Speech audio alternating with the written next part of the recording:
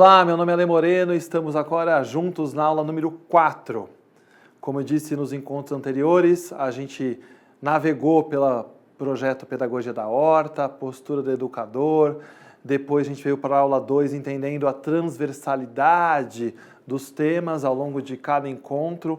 Viemos para o encontro 3, dando os primeiros passos sobre a Pedagogia da Horta na prática, as ações que podem acontecer dentro de salas de aula, com os professores e com os estudantes. E a gente agora vai para o encontro 4 e a gente continua explorando um pouco do que pode acontecer em cada uma das aulas. Mas esse nosso encontro vai ser um pouquinho diferente. Por quê? Porque a partir de agora, então os alunos desenharam a empresa deles, o propósito, para que existe, para quem vende, a marca, etc. Mas a partir de agora eles têm que falar, bom, o que a gente vai produzir afinal? Qual vai ser a hortaliça que a gente vai escolher? E aqui eu trago 2 jogos nessa aula para apresentar para vocês como essa decisão pode ser baseada, não uma decisão que eu acho bonitinho plantar alface, cebolinha ou milho verde, mas baseada em dados, em informações e num jogo, no caso em 2 jogos, que estimulam os alunos a pensarem e a decidirem. O primeiro jogo leva o nome de Super Horta. Esse jogo Super Horta é um jogo de cartas e como ele está organizado? A gente vai jogar o Super Horta em 3 rodadas e a cada rodada se dá uma decisão diferente. Eu vou mostrar daqui a pouquinho como a gente joga ele. Então, o objetivo desse jogo é apoiar o estudante a tomar uma primeira decisão sobre plantio e também a calibrar as hortaliças que eles querem testar no jogo da horta que vem daqui a pouquinho. Outro ponto é que é um jogo de cartas muito simples, vocês vão perceber, é um jogo muito fácil de jogar. Para quem algum dia na vida jogou Super Trunfo, ele é muito inspirado no Super Trunfo, principalmente a primeira rodada. E por fim, esse jogo ajuda na primeira decisão, como eu disse. Então, como ele funciona? Bom, então aqui a gente tem um exemplo de 3 cartas. Como funciona a primeira rodada desse jogo, do Super Horta? A primeira rodada, imagina que cada um tem uma carta. Então eu quero ganhar, então deixa eu pegar uma carta melhor. Eu sou a alface crespa, o professor A é a abobrinha e o professor B é a abóbora. Na primeira rodada, a gente joga tentando ficar com o maior número e o maior número ganha a carta dos outros 2. Então vamos lá, um exemplo. Eu escolhi água. Eu sou alface crespa, escolhi água. O professor A escolheu a abobrinha, a água dele é 3, a água do abóbora é 3 também, ou seja, eu ganhei as 2 cartas desse jogador. Mas eu poderia ter escolhido o espaçamento de 30 por 30, eu perderia para a abóbora. Eu poderia ter escolhido ciclo, e no ciclo eu teria ficado em segundo lugar, ou seja, perderia para a abóbora. Então, na primeira rodada, ganha o número mais alto da carta do jogador da mesa. E se deu empate? Se deu empate, os jogadores que empataram escolhem um novo critério até que esse desempate aconteça. Numa segunda rodada, eles vão pensar sobre as cartas na perspectiva da escola, na perspectiva da horta que eles estão. Ou seja, vamos imaginar que a gente está chegando no mês de outubro e a gente tem que colher até o final de novembro. Então a gente tem no máximo 60 dias até a colheita. Então eu já tenho um limitador aqui, estou falando que assim, o teto de um bom resultado é o ciclo de 60 a 65 dias da alface crespa. Daí para baixo tudo é bom, 45 da abobrinha ou 25 do rabanete. Agora a abóbora é um problema. Outra decisão que a gente pode tomar olhando para a nossa escola é pensar o espaçamento. Assim, peraí, eles vão produzir nesse canteiro. Se eu escolher um espaçamento da abóbora que é 300 por 100, quer dizer, 3 metros por 1, eu vou plantar pouco a abóbora nesse espaço e além do tempo, né? Do ciclo que já, para mim, já está um lugar apertado. Então, nesse ponto é importante do jogo que o convite é que os alunos façam uma análise do lugar que eles estão, da horta que eles estão, da horta que eles têm de verdade na escola, para entender quais são as melhores situações. Então, eu estou jogando aqui, eu estou numa escola, por exemplo, que tem sol e tem um muro do lado e faz meia sombra. Então, peraí, eu tenho sol e meia sombra. Só sol já é um problema, ou só sombra é um problemão. Mas eu tenho sol e meia sombra, já favorece a alface crespa e a abobrinha. Então, eu vou jogar, eu continuo sendo alface crespa, o professor A é a abobrinha, o professor B é a abóbora. E aí eu vou escolher aqui vou escolher o espaçamento, 30 por 30. Na primeira rodada eu perderia, porque eu era o menor número. Nessa rodada eu ganho, porque eu consigo plantar mais pés de alface no espaço que eu possuo. Fica claro o que está acontecendo aqui? Então, a segunda rodada é uma adaptação ao lugar que eu estou, então os números podem mudar. O que era maior vira melhor. O que era maior vira pior, no caso, e o que era menor pode ser a melhor situação que eu encontre. Esses são pontos para a gente considerar. E na terceira e última rodada, os alunos abrem essas cartas na mesa e vão conversar dentro das suas empresas umas 5 hortaliças que eles gostariam de testar no jogo seguinte. Assim, a gente está imaginando que a gente deve ir mais ou menos por aqui. Então a gente escolheu 2 alfaces, uma cebolinha, uma salsinha, uma abobrinha. A gente quer testar se é mais ou menos por aqui que a gente pode produzir e colher. Tá bom? Então, esse jogo também está bem explicado no livro Pedagogia da Horta e também vem junto com o kit com as regras do jogo. Então, é muito tranquilo de jogá-lo e de entender como funciona essa dinâmica do jogo. O melhor jeito de aprender a jogar é jogando. Então, a gente sai do jogo do Super Horta e vem para o jogo que a gente chama da Horta ao Mercado.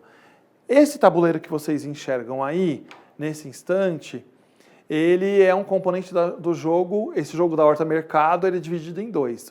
Um lado do tabuleiro é a horta, do outro lado é o mercado. A gente vai jogar a horta.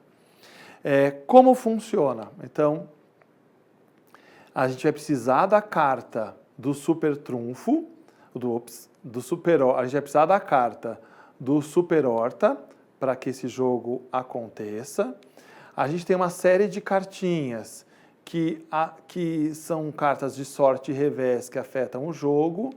A gente vai ter elementos como nutriente, como água, o ciclo, está aqui, o ciclo do plantio até a colheita, e cada quadradinho é 1 metro quadrado, e cada quadradinho tem uma condição de água e nutriente que tem relação direta com aqui, 4, 2, 4, 2, é aqui que eu vou plantar.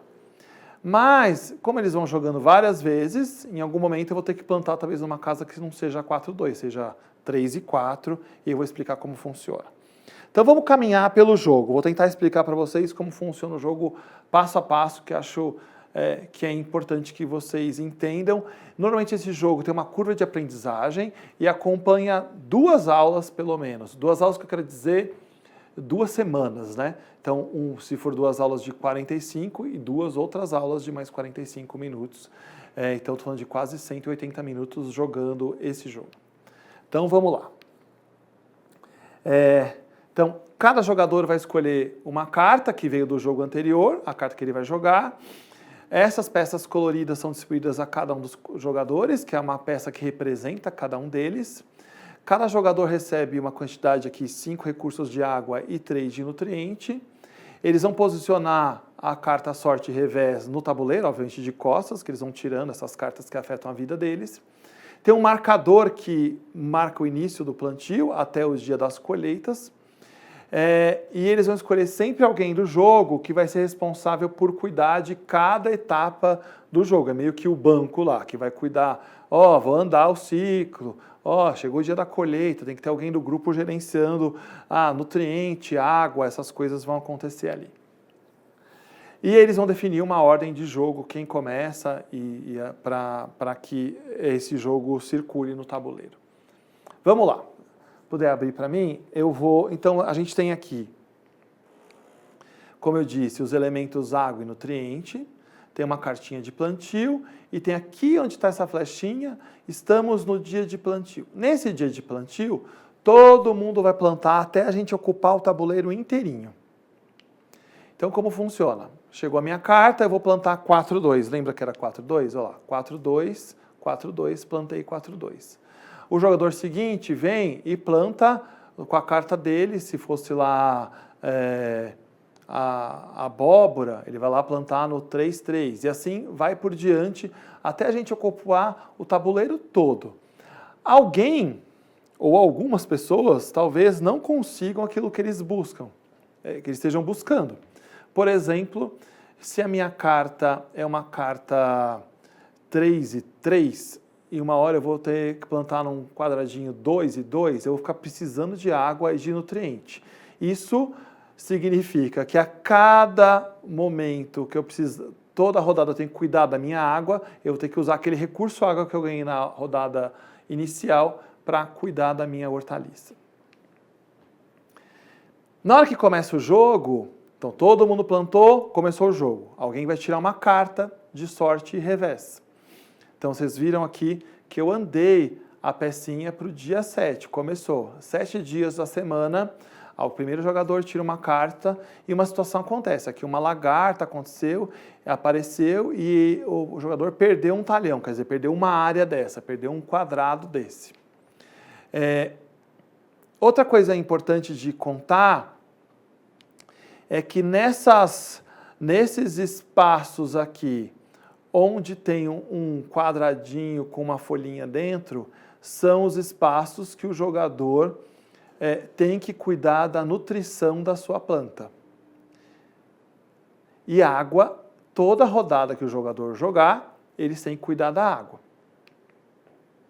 Então, eu vou lá, está precisando de água, vou colocar água. Tem menos água do que eu precisava, vou colocar água. Ele coloca a pecinha da água sobre no tabuleiro. E toda vez que aparecer esse símbolo de duas flechinhas, é um indicador que pode acontecer negociação aí. Então, por exemplo, estou precisando de água e tem um companheiro meu da minha mesa lá que tem um excesso de água. E eu posso falar para ele, vou te dar um nutriente, você me dá uma água, eu te dou 2 nutrientes, você me dá 3 águas, é a negociação que acontece no grupo. Ou pode negociar no banco, e aí tem um estudante que está cuidando do banco, e aí o banco é sempre 2-1, quer dizer, eu vou te dar 2 nutrientes, ele vai me dar uma água, tem uns juros aí que o banco vai cobrar. Muito bem. Se tiver um quadrado vazio, o jogador que vem depois de mim, então eu estou jogando, tem um espaço vazio, perdi um talhão, como é esse caso. O jogador seguinte, se ele quiser, ele ocupa esse espaço. Se não, esse espaço fica vazio o restante do jogo, ou até alguém querer ocupar. E aí, um lugar para a gente ficar muito atento é esse lugar, o ciclo da planta. Então, quando a gente chegar aqui nos 60 dias, chegou a hora de colher. Eu vou olhar todas as áreas que eu tinha plantado e vou colher todas elas. Então, ele faz a colheita quando chegar no dia, esse referencial é o referencial que está aqui em cima, desse número da carta, essa carta então, acompanha ele o jogo todo, ele pode fazer, nesse caso desse jogo, até 2 colheitas, porque o jogo dura 120 dias, né? Que são cada rodada é um dia da semana. É importante aqui, voltamos para a nossa aulinha de matemática. O jogador vai registrar. Vou imaginar que ele colheu, o exemplo que a gente está colocando aqui, ele colheu 5 talhões. Cada talhão é 1 metro por 1 metro, e o espaçamento que está aqui na carta de novo, na carta do Super Horta, era 30 por 30, então tem 9 pés em 5 talhões, 9 × 5, 45. Então, esse aluno colheu 45 pés de alface nessa primeira rodada. Ele registra quanto ele poderia colher. E vence o jogo quem tiver mais colheitas nessa atividade. Então, uma coisa, deixa eu voltar aqui, uma coisa importante Claro que o melhor jeito de aprender o jogo é jogando. Sempre o melhor jeito de jogar é jogando. Dentro do caderno da horta aqui, a gente tem explicação do jogo todo, de como ele funciona. Acompanha o kit do jogo, o manual de regras dele, mas o melhor jeito é praticar. Uma forma que a gente sugere e que funcionou bem com os alunos foi separar os presidentes de empresa, colocá-los numa sala e jogar só com eles, para que eles aprendessem. Então, um dia fora da aula, eles aprendem a jogar. E depois que eles aprenderem a jogar, no dia da aula, eles ensinam os jogadores da sua empresa. Então, isso é muito interessante, porque eles aprendem a jogar, depois eles ensinam os colegas.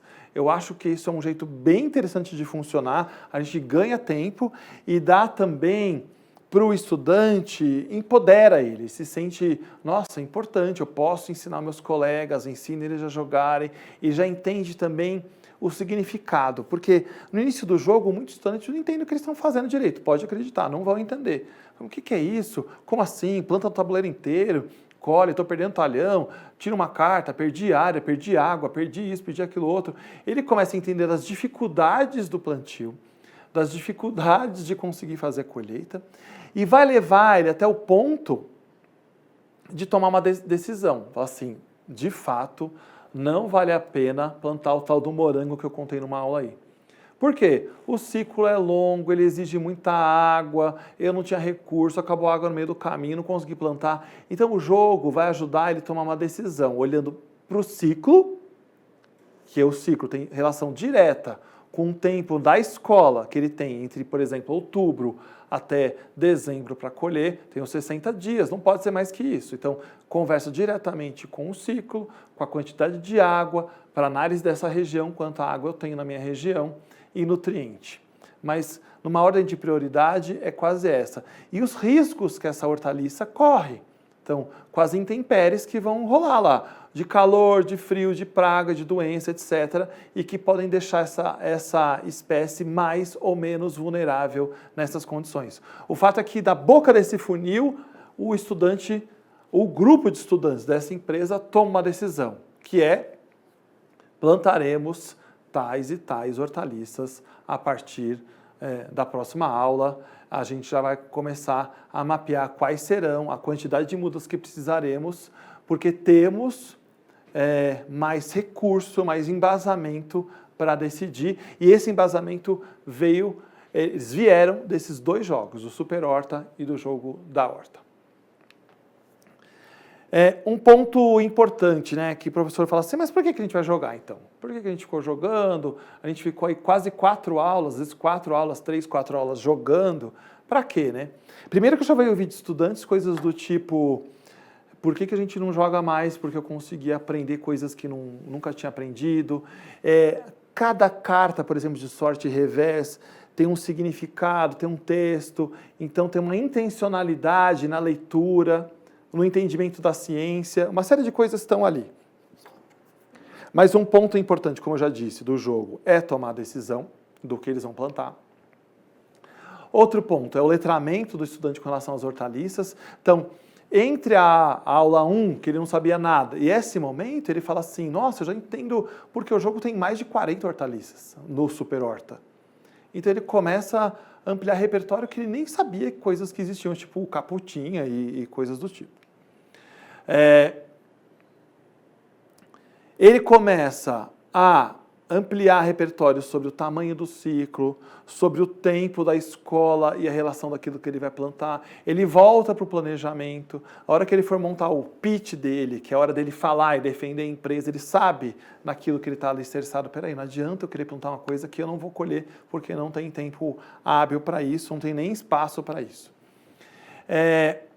Tem oportunidades e desafios na escolha de cada hortaliça. Então, ele sabe que algumas exigem muito mais água do que a outra, algumas exigem muito mais cuidado do que a outra, uma é muito mais rústica, tipo cebolinha super rústica, exige menos cuidado, mas o rabanete eu colhei em 25 dias, E se eu plantar ele muito antes, talvez eu colha muito tempo antes da culminância, isso pode gerar um problema. Se a abobrinha passar do ponto, fica um abobrão, não vira uma abobrinha, e aí ela fica com uma qualidade inferior. Então, olha como tem muitas nuances nessas escolhas.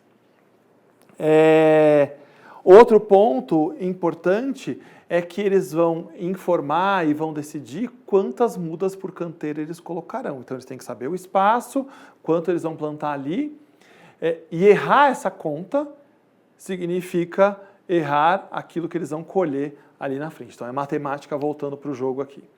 Aqui é um exemplo de uma história, uma escola real, dos alunos medindo o canteiro, fazendo o seu processo, medindo quanto eles poderiam plantar. Eles já estão aqui no canto, vocês podem ver uma bandeja de mudas, parece cebolinha. Então, eles vão, aqui já parece que tinha algum tipo de alface. Então, eles estão medindo o espaçamento, criaram uma espécie de um gabarito para medir o tamanho, e eles começam a plantar aqui e preparar os seus canteiros. É de uma beleza isso aí incrível, né? Porque eles saíram lá do jogo e estão aqui colocando em prática as suas empresas e os seus negócios para que funcionem. Então, essa foi mais uma aula, mais um encontro. Eu sei que o jogo tem uma complexidade e que provavelmente é pouco provável que vocês tenham conseguido entender como vou fazer o jogo rodar. E eu digo, o melhor jeito de aprender é jogando. Essa é a melhor forma, porque eu ficar aqui aula, explicar nas detalhes, ia ficar cansativo e vocês não iam aprender nada. Então, acho que o melhor jeito é ter uma visão geral e ampla, mais da função, das possibilidades do jogo, do uso do jogo, do que exatamente a jogabilidade, a estrutura mecânica do jogo. Tudo bem? Espero vocês na aula que vem para mais um jogo e para mais uma conversa, a nossa conversa final.